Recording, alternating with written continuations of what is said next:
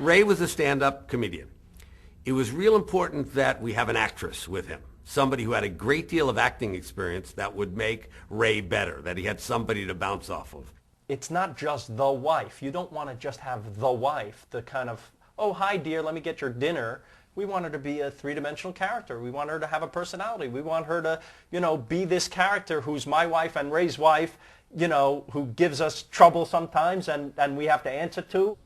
Maybe you need a break. I'll tell you, why don't you go out with Linda tomorrow night? What, and leave the kids with your parents? No, I'll do the kids. Oh.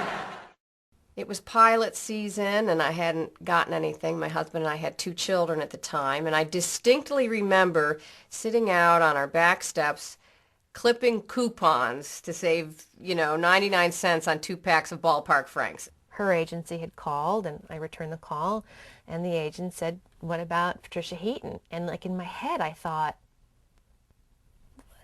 fantastic, that V8 moment. Why didn't I think of that? I got this call to go in and read for Everybody Loves Raymond, and had never heard of Ray, never heard of Phil Rosenthal. I'm just feeling hassled and pressured because I got the kids at home and the sitter wants to leave, and I walk into the waiting room and there's 12 women in front of me. And I just thought, oh.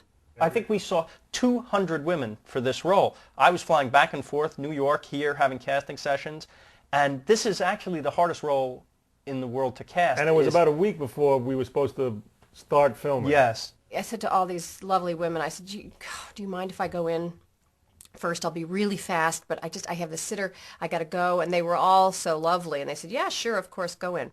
Patty walked in the door already a wife and mom. She was very much at ease.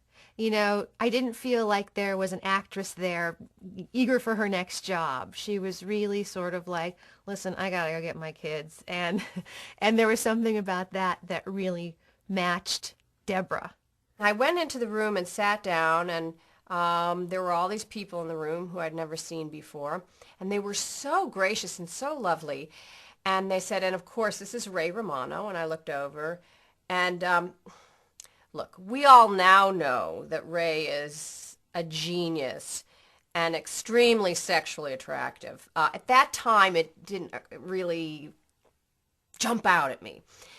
And so when I looked at him, I just thought, oh, well, better get some more coupons because I'm going to need them. That was one of those, she just comes in and meets, she doesn't have to read with us, right? But she did. But she did read, I know. And she even kissed you. Yes. Which, for Ray, that was like, we have a winner.